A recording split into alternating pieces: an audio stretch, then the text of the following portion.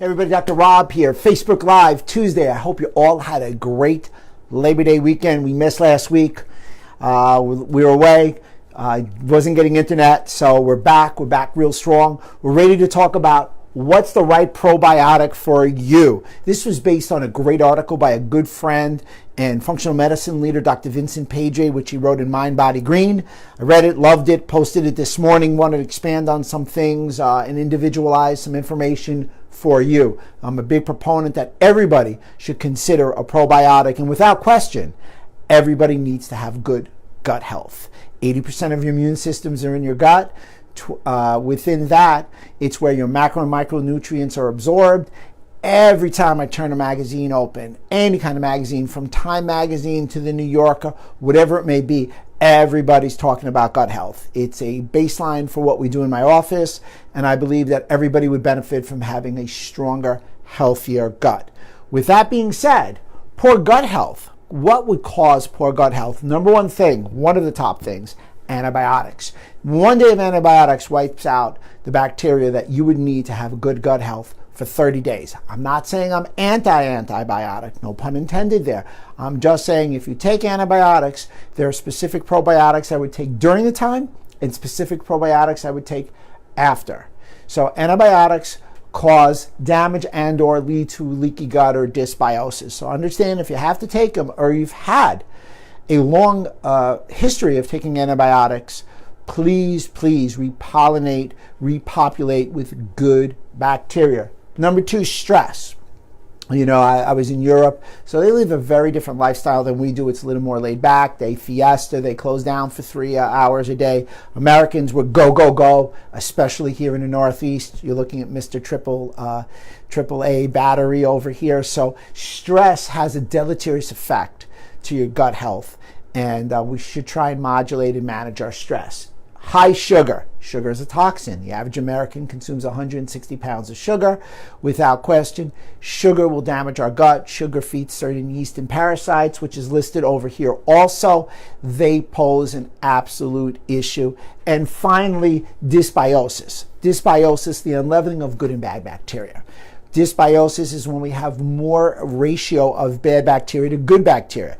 Interestingly enough, the amount of good bacteria to avoid dysbiosis is about 80 to 85% of good bacteria. So we really need a large, diverse amount of bacteria to avoid dysbiosis. Dysbiosis is the unleaveling. A lot of things cause the unleaveling. These are kind of the heavy hitters, if you will, to cause the unleaveling. So please try and avoid, if you can, antibiotics. Don't take them palliatively. Take them when needed.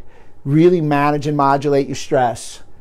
We should all have low sugar diets. Fat is your friend, not your foe. Sugar is a problem. 74% of the sugar that we consume comes in additives and processed food. We really need to watch our sugar amount. I'm not talking about the sugar from a berry or an apple. Parasites and yeast pose a tremendous problem. Something called candida can lead towards leaky gut. And finally, once again, that unleaveling of the good and bad bacteria. Every day I try and take pre and probiotics. With that being said, leaky gut, unfortunately, can result in some of these symptomologies. Number one, autoimmunity. Some of the best things or the best tests that I take to see if you have gut autoimmunity from a gut compromise, are the Cyrex tests. I recommend them. Anybody who needs them, patients that want to come in, I use array 2, 3, and 3+. As my guidelines for gut issues. They're fabulous tests. There's a lot of good companies out there also that are taking tests now. I do believe that we should look for autoimmunity. A couple of great examples of autoimmunity. Rheumatoid arthritis. A lot can correlate back to the gut. Osteoarthritis. Chiropractor. A lot of joint issues. Autoimmunity. Autoimmunity occurs when the body attacks itself. What autoimmunity is, it's very interesting, is that something passes the gut that shouldn't, like a protein, a microbe, a virus, and the such. Your body looks at it and sees it as foreign, and it attacks it. So it attacks that, and you're getting something like an allergic reaction right there. With that being said, something that's called molecular mimicry. It's a pretty interesting concept. The protein sequence of that particle that's just past your gut, like a protein or a microbe, is now being attacked. That protein sequence is very similar to the synovial part of the joint or the joint. And because they're so close and the body's under attack, your immune system starts to attack your joints, and we call that autoimmunity. So there's specific tests that we can do. Some big intakes that we have that can lead towards autoimmunity, you've heard them before: gluten and dairy. All sorts of dairy. All sorts of gluten, whether they have celiac disease or not. Fatigue. One of the number one complaints that people have when they come to a doctor's office is fatigue. They're tired. So when you have that fatigue, it's conceivable that you could trace it back to leaky gut. Weight gain. Why weight gain? Well, the gut is where your macro and micronutrients are absorbed. That means your foods, your vitamins, and your minerals. If you're not absorbing them, you're going to be hungry. So you're going to have to keep eating, and you're essentially going to overeat. And then with those overeating and that extra calories, you're now going to store adipose tissue. Depression. Interestingly enough, there's so much good literature now coming out on depression, your gut and your brain axis. You've seen me talk about that in a bunch of Facebook Lives. So the gut to brain axis is critical, and the gut to brain axis is implicated in depression. And finally, systemic inflammation. So I'm probably going to do another Facebook Live on my Dr. Rob's gut matrix. If you have a compromised gut, you have an overload of toxins to your liver.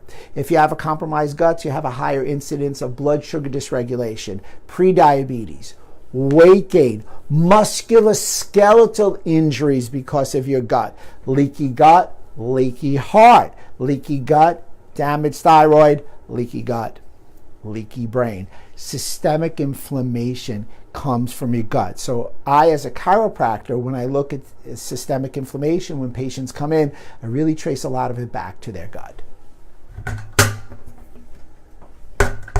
And here we go. What's probiotic? Interesting enough, it's good bacteria. Here's how I like to refer to a probiotic. It is a little helper that maintains harmony in your gut ecosystem. So they're bacteria that really help heal and protect your gut. It doesn't just heal your gut, it protects your gut. It almost puts its back to your gut wall and doesn't let all the bad bacteria get and adheres to your gut to damage it and eat it. So we really want to take probiotics. We want to take it through food. We also want to take it through supplements. So I do believe in supplementing with probiotics. In addition, what foods would be excellent? Foods that have been shown to have probiotics and especially prebiotics. Prebiotics are a critical element to help probiotics because it's the food.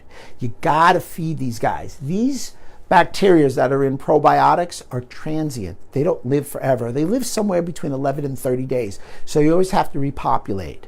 You want to repopulate and feed it. You want to do so with pickled food. A lot of pickled foods now have good pre and probiotics, and fermented foods. Miso, kombucha, kimchi, tempeh. Things like that have a lot of prebiotics, which will feed the probiotics.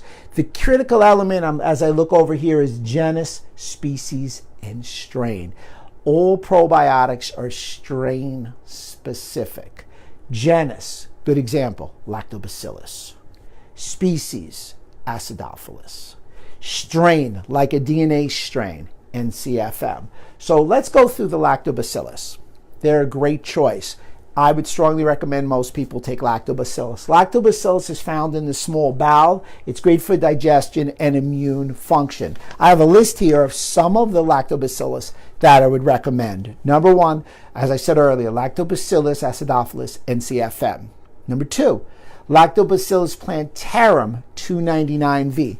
Lactobacillus plantarum 299V has had over 80 studies showing that it helps with IBS. The acidophilus is great for bloating. You mix the acidophilus with B-lactis 07 and you're finding out you're going to have a perfect balance to avoid gas and bloating. Lactobacillus paracasei LPC 37 is a great choice. Lactobacillus salivarius UCC 118 is a great choice. It's been shown that particular probiotic to help heal tight junctions. So when you have a leaky gut, here's your gut. This is what you can see. When that opens, that means it's leaky. When this pulls apart, That's the tight junction. Lactobacillus salivarius, UCC 118, helps heal those tight junctions. And then we have Lactobacillus rooti, RC 114, another great choice to add in the Lactobacillus family. Now we have Bifidobacterium. You'll find that in your large intestines, and that will make short-chain fatty acids like a butyrate, which are really great to help feed itself. Short-chain fatty acids have a great health benefit. So let's go over a few of the Bifidobacterium. B-lactis 420. B-lactis 420 is great for weight control. It gives a feeling of satiety by stimulating specific hormones. It also is outstanding and not allowing for what we call LPS translocation. Lipopolysaccharide is what holds gram-negative bacteria on the inside of your gut. When LPS is exposed, lipopolysaccharide, it means gram-negative bacteria comes out, you're going to have a litany list of occurrences going on, leading you down a path of systemic inflammation. So we really don't want to express any LPS. In addition, B. longum, Bifidobacterium longum, one of my favorite hidden gems, really shown to help with the gut, but also one of the few probiotics that has a direct effect on the brain. B. longum is great because it increases BDNF, brain-derived neurotrophic factors, which allows for brain neurogenesis. So anybody that wants to get their nerves in their brain to grow back, which is a great idea, neurogenesis, and or have a positive effect on brain health, B. longum is the choice. Saccharomyces boulardii is very common. Here's a very unique probiotic in that it's a yeast. It's not a bacteria. Because it's a yeast, it protects gut lining and is a choice when somebody's taking antibiotics, because antibiotics kill what? Bacteria, but they don't kill yeast. So Saccharomyces boulardii is a great choice. There's a few different derivatives of that. I think everybody at some point should take Saccharomyces boulardii. So some of the key features that you would look for in purchasing a probiotic: number one, the quality. How is it manufactured? You also want to look at and see, is it live? Did the bile in your stomach kill it? Did it make it through the whole digestive tract? Did it get to you and was alive? There are many organizations or companies, unfortunately, that do not cool the probiotics and keep it in temperature stable. Many probiotics are temperature stable. So if the temperature is raised and it gets warm, say it's the summertime, and it's not in a temperature controlled truck, by the time they get to you, the probiotic, they'll be dead. So quality is a very major consideration. In addition to the quality, within that quality, you also want to know how that company made it. Did it pound it? Did it shake it? So there's a lot of questions. Quality is a big concept. Also, is that company third-party certified? In addition, diversity. Diversity is a critical element. You can't just have one probiotic. Diversity is the superpower to your gut health. Say that again. Diversity is a superpower to your gut health. So with that being said, you want to take different kinds of probiotics. You don't want to take one. And one of the best ways to get diversity in your gut is via exercise. The amount, the colony forming units. Well, I told everybody you always want a billionaire. You don't want a millionaire. The colony forming units that you hope to be live and not have died during the process go anywhere from about 2 billion up to 50 billion. Depending on the strain that you're taking. Expiration date. Well, clearly you don't want to take something past its expiration date. They're time sensitive, they're temperature sensitive probiotics. So really check the expiration date. And we alluded to it before, transport. So clearly, if it's not a temperature controlled warehouse, if it's not a temperature controlled truck, by the time they get to you, those probiotics, they're probably dead and useless. So, with that being said, Steph, do we have any questions on there? No questions yet. No questions. So just a couple that the people sent in before. So a couple people asked me, they said, what probiotics do you recommend? Stephanie will definitely put a link. We'll list 3 probiotics that everybody out there can take. Take them every day. One of the bigger questions that they asked me was, Dr. Rob, do you take probiotics with or without a meal? It's a great question. And it's really strain specific. Do you take them via the strain with the meal or without? So if it was just generic and you didn't know, I would say both are correct, but probably with the meal couldn't be bad because you take them as food. Other people say probiotics. How often do you eat them? I take probiotics daily. I try and take about 10 billion colony forming units, and I do as much as I can in prebiotics in the food. I'm big on fermented food, fermented cabbage, things of that nature. So that was another question that we got in earlier when we told some people what we were going to talk about. And lastly, how long do you take probiotics? Well, hence the word supplement, supplemental to food. If 80% of my immune cells are in my gut, I'm going to do everything I can to enable my gut to be healthy and keep myself healthy. Every day there's an onslaught. Every day there's something. There's some toxin. There's something that I could have eaten inadvertently. If my wife hadn't made the meal and we had something outside the house, it's conceivable that I consumed something not realizing it that could adversely affect my gut. So it's a 24/7, 365. I'm a big proponent of taking a probiotic and always eating clean.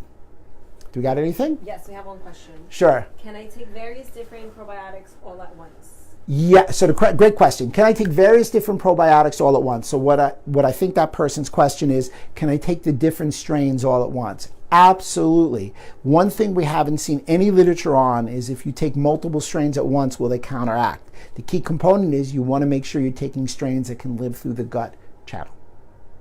Any other questions? Terrific. So we are going to, every Tuesday, we just missed last Tuesday at 1 time. If you like to see something, please do me a favor. Give us a topic. We promise we'll cover it. Like this, comment on it later, and please share it. Yep. Oh, sorry. You just have one comment from Francisca Arbori. She says it's good for gastritis. Yeah. So the question was, hey, Francisca, how are you? Happy you could make a comment. Yes. So probiotics are great for gastritis. Also, my new 7 Action Step R program, which will be coming out with an article and going to put it in my book. So my old book, not my old book, but my current book that's out there is Inside Out Health, A Revolutionary Approach to Your Body. It's got a 6R program. You can leave a little information. Stephanie will help you out, and she'll get you a copy of that. But we now have a 7 Action Step. We've taken another step. We've added another R, but really made it quicker to help you with your gastritis. I got a big thumbs up. All right, doctor. Hope to see you guys soon. Dr. Rob, always yours in health.